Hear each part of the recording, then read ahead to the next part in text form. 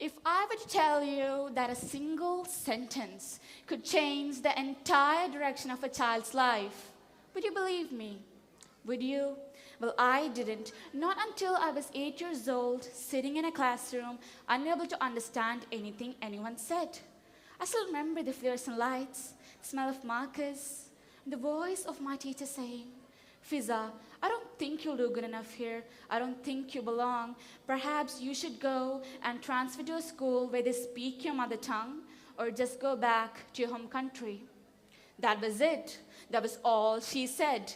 No encouragement, no let's try again, just a sentence that told a child she just wasn't good enough. Back then, in that moment, I didn't get it. But today, that moment plants a deep question within me. Why do we judge everyone by the same standard when all of us starts at different points of the starting line? Well, that is why, ladies and gentlemen, I have chosen the topic, the unseen generation, why tomorrow depends on the ones that are overlooked today.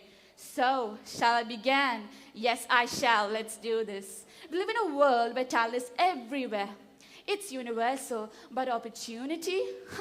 Opportunity is reserved. Reserved for those with money, reserved for those with family names, reserved for those who had running tracks while others were given mountains to climb. We like to believe that the world is fair, but even fairness has become a privilege. And the ones who suffer the most, the unseen, the unheard, the ones we forget to count. The student who struggles because the language is new. The teenager who works twice as hard but is hindered from the opportunity. Why? Because someone else with connections got the part. The refugee child who holds books like they're gold because it's their only passport to tomorrow. The girl who dreams but is told, not for you. And the people with disabilities, the ones society admires when they overcome but refuses to support when all they want is a fair chance. Pathetic, disappointing, absolute blasphemy. Let me introduce you to two people that changed the way I see this world. Noor Jalila, born without limbs, told that she would never write, never drive, never fit in, but today she works on building robotics. Today she has earned her Indian driving license and stood on a TEDx stage because she refused to let society write the story for her.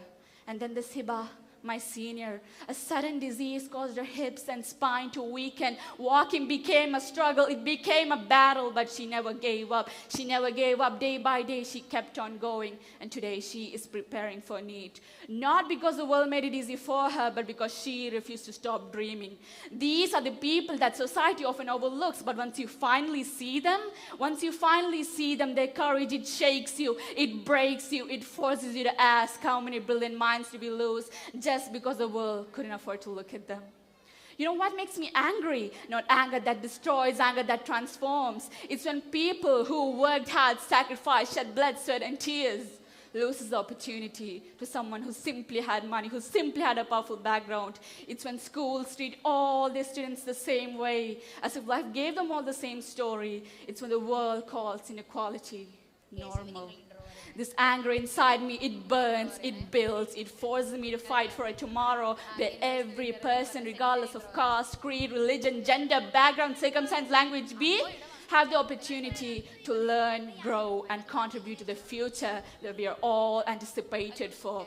So, tomorrow does belong to the ones who are overlooked today. Because tomorrow is not built by the privileged, they are built by the ones who are determined. We are the generation that refuses to let and know that opportunity is not a reward, it is a right. We are the generation that believes opportunity is a right, not a reward. We are the generation that believes that talent must not go unnoticed.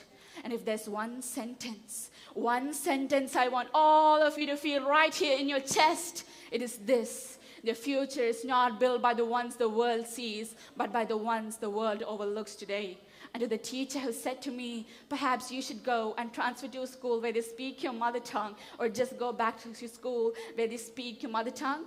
Well, let me just tell you right now, here she is today, standing on the stage in front of hundreds of viewers, a national level essay writing winner, a state level essay writing winner. And she is speaking here with full confidence. Because yes, tomorrow does depend on the ones that the world overlooks today. Thank you.